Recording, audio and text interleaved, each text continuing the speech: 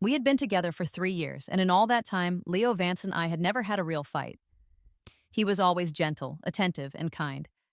I genuinely believed we were headed for marriage, that this year would be the one we started planning our future. Then one day, he came home from a 2 month business trip and brought a pregnant woman with him. The child, I would soon learn, was his. That was the moment everything shattered. He was finally coming home today. I left work early, rushing to the market to buy all his favorite foods before hurrying back to our apartment to cook a welcome home dinner. I got home about 10 minutes ahead of schedule, my heart light with anticipation. I pressed my fingerprint to the smart lock, pushed the door open, and stepped inside, expecting to find only Leo. Instead, a woman was sitting on our living room couch. "Sarah, you're back," Leo said, standing up with a nervous smile. He looked flustered, holding a half-peeled apple and a small knife. He quickly passed the apple to the woman sitting behind him. Those apples were special. My mother sent them from her hometown every year, a whole box, just because she knew how much Leo loved them. I'd told her countless times not to bother with the expensive shipping, but she never listened. Now, watching him peel one of those very apples for someone else, I felt a tight, cold knot form in my chest. I quietly set my grocery bags down in the entryway cabinet. I had picked out all his favorites. Leo must have seen the look on my face because he hurried to explain. "This is Chloe, my colleague," he said quickly. "We were on the business trip together.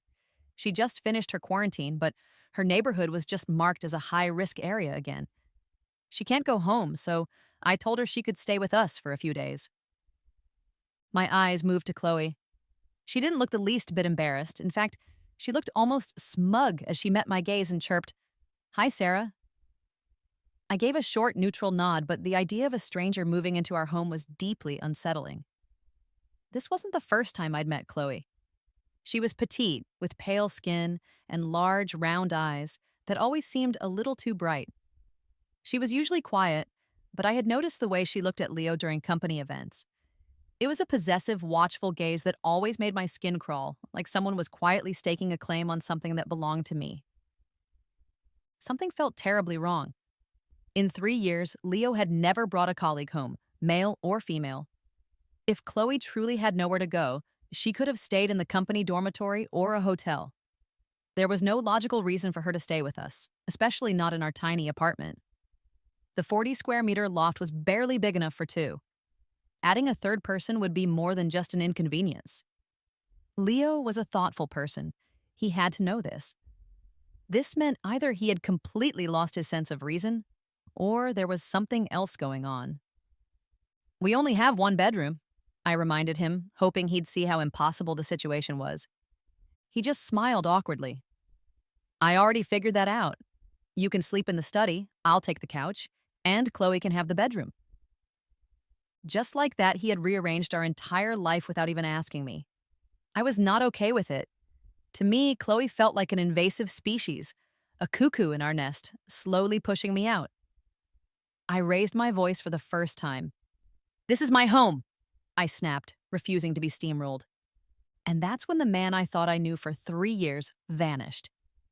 His face darkened, and he ran a hand through his hair in frustration before yelling, "Sarah, Chloe is pregnant.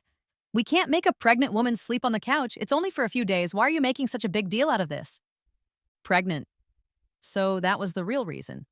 That explained why she had to stay, no questions asked. My gaze shifted to Chloe. She was smiling. Her sweet, innocent face now held a glint of victory. It was subtle, almost imperceptible, but I saw it, sharp and cunning. As far as I knew, Chloe didn't even have a boyfriend. Just 2 months ago, at a group dinner, she had been joking about needing someone to set her up. And now, she was pregnant. She must have thought I was an idiot. I let out a short, humorless laugh. It wasn't funny, but the absurdity of it all was overwhelming. These two had clearly rehearsed their lines. They were putting on a performance, and I had been the unwitting audience. "Fine," I said, my voice suddenly calm. "You two can play house. I'll move out." I turned and walked toward the door. I had zero interest in staying there another minute to watch their ridiculous drama unfold. 3 years of my life felt like a joke. I had fallen for a stray and mistaken him for a partner. Just as I reached the door, Chloe rushed over and grabbed the strap of my purse. Her fingers dug in, desperate. I looked down at her hand, disgusted by her touch. "Let go of me," I said in a low, firm voice. She laughed nervously and pulled her hand back, looking up at me with wide, pleading eyes. "Sarah," she said in a soft, pitiful voice. "I know I shouldn't be here. I didn't want to move in, but Leo was so worried. He said it wasn't safe for a pregnant woman to be alone. He insisted. I never wanted to cause a fight. Please don't be angry with him. I'll leave now." I stared at her, a bitter chuckle escaping my lips. If she had any real intention of leaving, she would have done so already. This was all part of the act. I had always suspected there was more to her quiet demeanor. Now I saw the truth. She was a master at playing the fragile victim, a role perfectly designed to manipulate a man's emotions. It made me sick. Before I could respond, Leo rushed forward and pulled Chloe protectively behind him. "You're pregnant," he said to her, his voice filled with concern. "Where do you think you're going? The first trimester is critical. You need rest and a stable environment." He made it sound like I was throwing a sick puppy out into a storm. Chloe looked up at him, her eyes glistening with unshed tears. "Leo, this is all my fault. I never meant to cause you trouble." Her eyes sparkled, but not a single tear fell. It was a calculated performance. Watching them, I almost felt like applauding. To any outsider, they looked like a tragic, romantic couple. I crossed my arms and let out a cold laugh.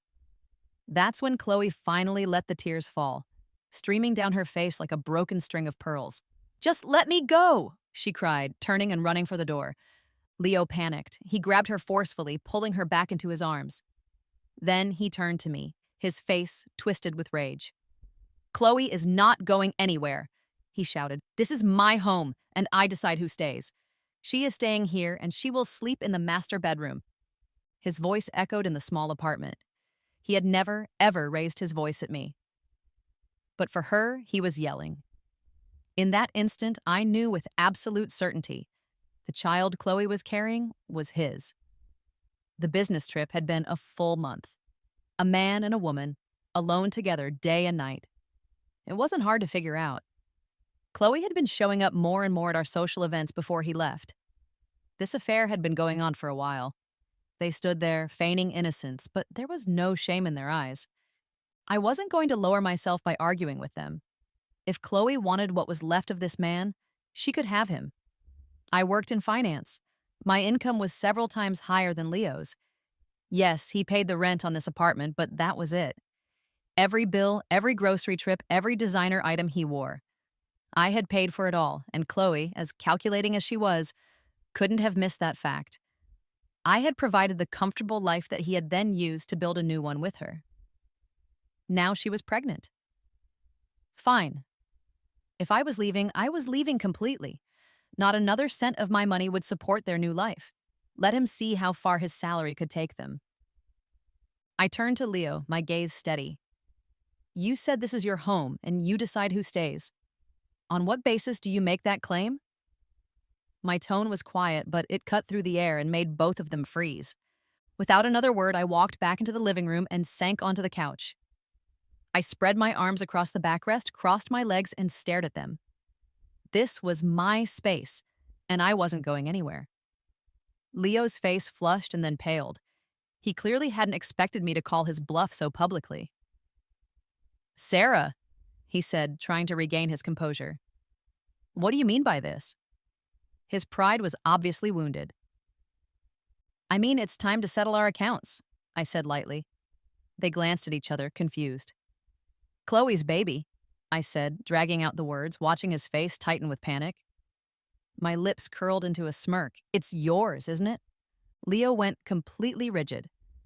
"Sarah, it's not what you think," Chloe tried to interject, her voice trembling. "Oh," I raised my eyebrows. "Then what is it?" Leo stepped forward, shielding Chloe. "Stop being unreasonable, Sarah." "Unreasonable," I shot back. "Where is your shame, Leo?" For a moment, he was silent. He knew he was wrong. "I'm done wasting my time. It's late and I need to rest. Please leave," I said, gesturing toward the door. His voice turned defensive. Sarah, I'm the one who pays the rent here. Yes, I know, I replied without looking at him. But the lease is in my name. Every piece of furniture in this house I bought. Even those expensive shoes and designer clothes of yours, I paid for them. I casually traced the edge of my nail, my voice calm and unbothered. He was silent. He couldn't deny it. You can't just throw us out. Where is Chloe supposed to go this late at night? She's pregnant. He was trying the sympathy route now. It wasn't going to work. Who said she's going alone? Isn't that what you're for? I replied calmly. What are you trying to say? He asked, feigning confusion. I shifted in my seat, my tone lazy and cold. I mean you. I pointed at him, then at Chloe, and her, both of you. Get out of my home, right now. Sarah, please don't make a scene. If it bothers you, I'll find her another place tomorrow. Just not tonight. He was trying to sound reasonable, but I was done giving him chances. No, you're both leaving now, or I'm calling the police and reporting you for fraud. His eyes widened. He hadn't expected me to take it that far. Sarah, how could you say that? He asked, looking hurt, as if I were the one betraying him. Are you leaving or not? I stood up, my expression unmoving. I'll count to 3. If you're still here, I'm calling. I unlocked my phone and held it up. His face darkened. Are you really going to be this cruel? Chloe's eyes filled with tears. Sarah, how could you do this to me? She sniffled. I almost laughed. What am I supposed to do? Worship you both? She had no answer. Chloe, stop talking to her, Leo muttered. I see her true colors now. Wait here, I'll go pack our things. He turned and walked toward the bedroom, while Chloe stood by the door, weeping like she was the one who had been wronged. I followed him in. He froze when he saw me. There's no point in continuing this, he said coldly. We both need space. I leaned against the doorframe, my disdain clear as I have nothing more to say. I'm just here to make sure you don't take anything that doesn't belong to you. He lowered his head and continued packing, but I knew my words hit their mark. He turned to me, his face twisted in rage. What is that supposed to mean? I folded my arms. It means the watch, the laptop, and all those overpriced collectibles you love so much were paid for with my money. They were never gifts. I bought them, so they stay. You aren't taking a single one. His face darkened. You can pack a couple of sets of your own clothes. I'd love to see you walk out of here with nothing, but I still have to live here and would prefer not to attract unnecessary attention. I watched him pack in seething silence. He took 2 deep breaths, his fists clenched. Do you really have to be this ruthless? He asked. A woman's perfume, sweet and cloying, lingered on him. It wasn't mine. Please, I said flatly. Don't flatter yourself. I'm not the one being ruthless here. He had no response. If you're done, just take your little fling and get out, I said, my patience worn thin. The anger and helplessness on his face gave me a strange sense of satisfaction. I warned him against getting physical, and the thought seemed to deflate him completely. I had won, but standing in the quiet room after they left, a hollow feeling settled in my chest. I knew a man like that wasn't worth my sadness, but after 3 years, some attachment was inevitable. Still, comparing him to a dog felt like an insult to dogs. The house felt contaminated. I called my best friend and asked if I could stay over. I'll go back once it's been professionally cleaned, I told her, cracking open a beer. She smacked it out of my hand. Drinking doesn't help, she said. We'd been friends since we were kids. She knew me too well. She told me to keep my drinking in check and went to bed, leaving me feeling a little less heavy. The next morning, I arrived at the office with dark circles under my eyes. My boss, Mark Peterson, saw me and looked stunned. Did someone hit you? He asked, his eyes wide. I raised a fist, warning him to back off. Mark is tall with a pair of charming, mischievous eyes. In our company, he's known as the most eligible bachelor. He comes from a great family, holds a master's in finance, and is our CFO. He's also the guy I grew up with. We weren't childhood sweethearts. We were childhood rivals. Every time we met, it was like a clash of thunder and fire. If I weren't a mature adult, I'd have chased him down the street for that comment. Mind your own business, I snapped. I hadn't slept, not because of heartbreak, but because I was agonizing over what to do with the apartment. The lease had 8 months left, and I wasn't about to let Leo benefit from it, but I couldn't stand being there. What happened? Mark asked with a smirk. Come on, tell me. I could use a laugh. That was Mark, an elite professional who seemed to lose his brain whenever he was around me. Normally, I was one of the first out of the office at 5. Leo had always been the one planning our evenings. Now, I had no idea what to do with myself after work. Why so quiet today? Mark asked, patting my head. Not rushing home? I still have work to do, I mumbled, shaking his hand off my head. Work? Are you playing tile matching games again? He teased, grabbing my smartwatch and shaking it until the screen went dark. I was momentarily frozen, but years of fighting with him meant I bounced back fast. I was just tired. Can't I take a short break? I puffed out my cheeks, glaring at him. All right, he said simply. I was surprised. He didn't fire back with a sarcastic comment. It was so unusual that it felt strange. Our bickering was a routine, and oddly, it helped me blow off steam. Just as I was about to make one last sarcastic remark, my stomach growled loudly. I bristled, ready for the teasing. I'll take you out for something delicious, he said. Your favorite barbecue place? My resolve wavered. I tried to play it cool, but the temptation of grilled meat was too strong. I ended up in the passenger seat of his car without another word. So, what happened? He asked once we were on the road. My mood was impossible to hide. Nothing, I replied, staring out the window. If something's bothering you, just say it, he said. For a second, I was touched. Then he added, if it's that bad, I won't even tease you tonight. Seriously, Mark, I snapped. Can you stop being a jerk for 5 minutes?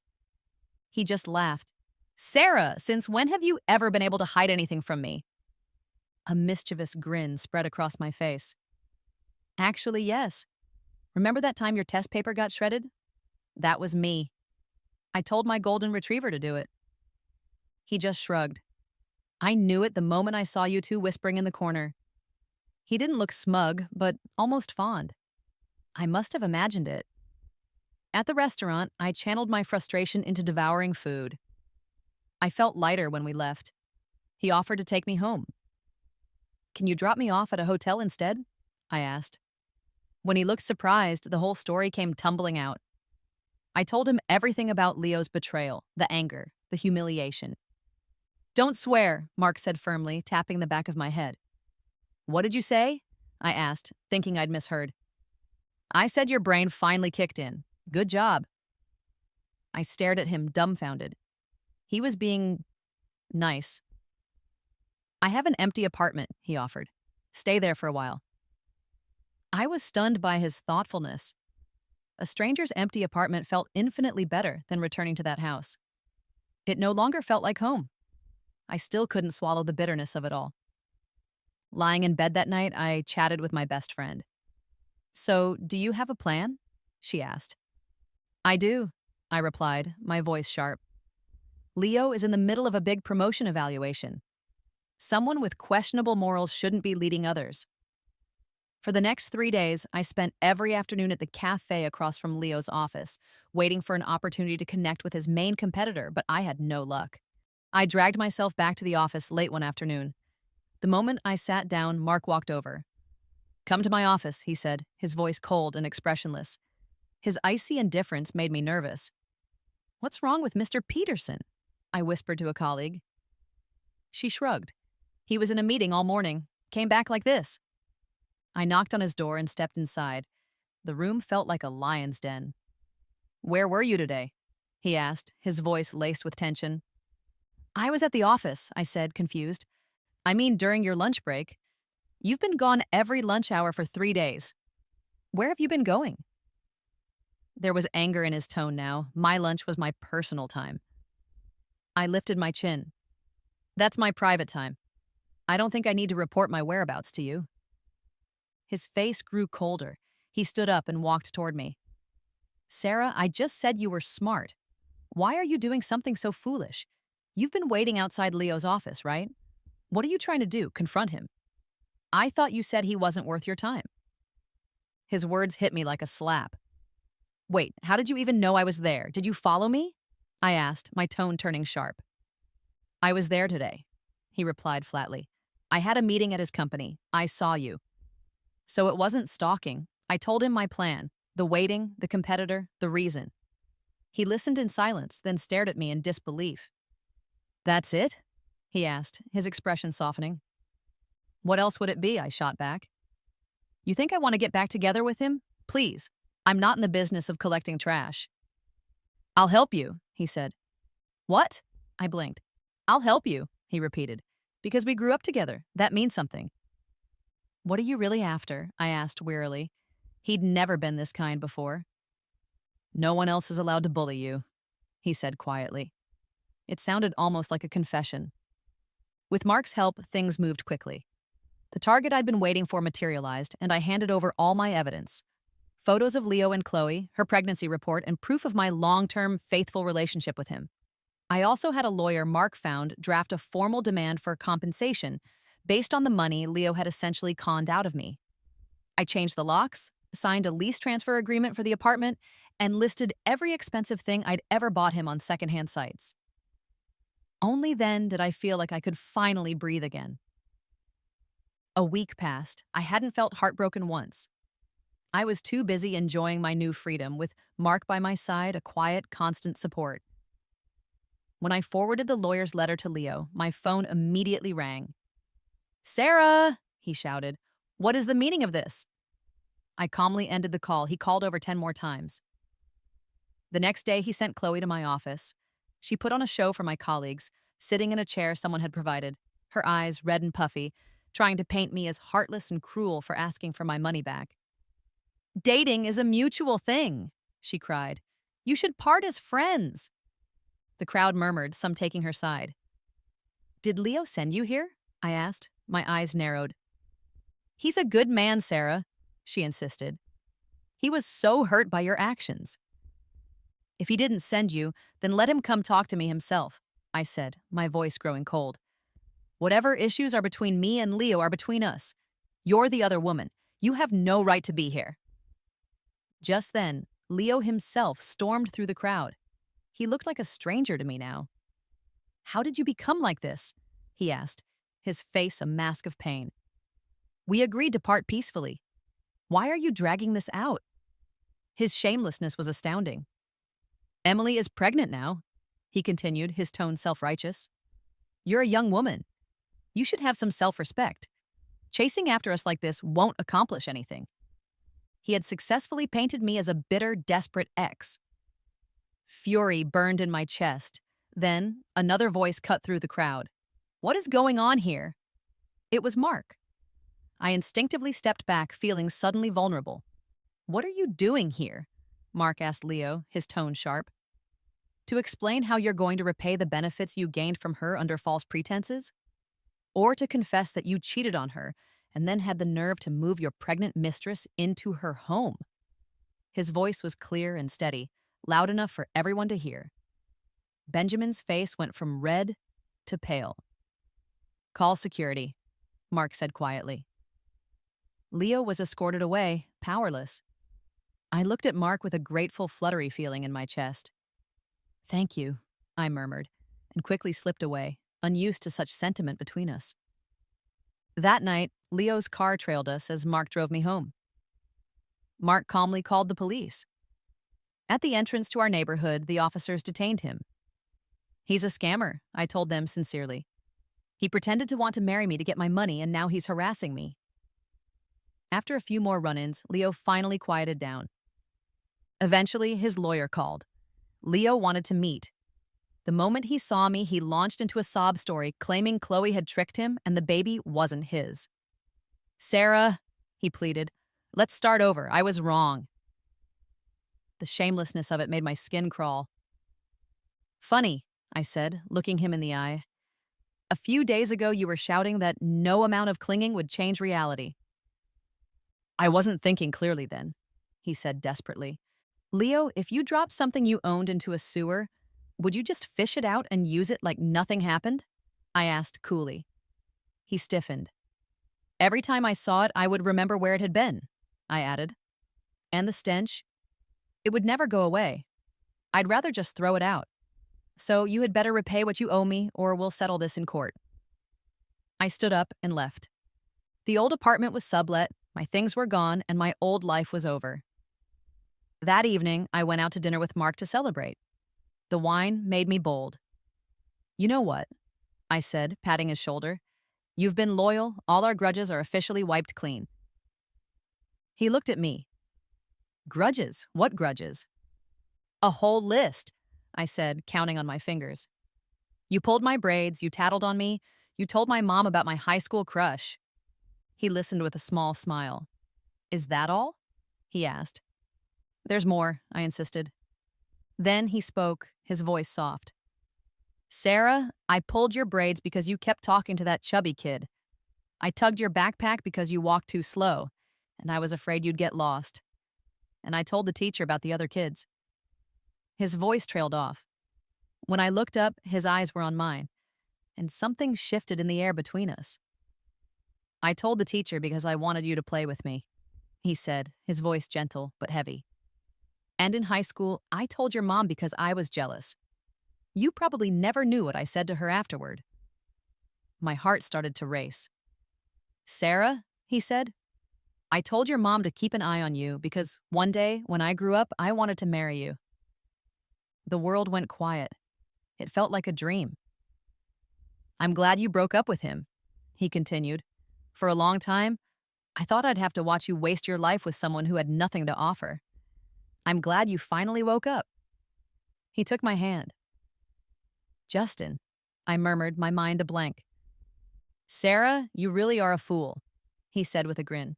You couldn't even tell I've always liked you. I sat there frozen as he confessed his feelings on the very same day I had finally closed the chapter on Leo for good. 3 days later, my head was still spinning, but every time I looked at Mark's familiar face, I couldn't stop smiling. It turned out I had thrown away a rotten piece of fruit only to find the best one waiting for me all along.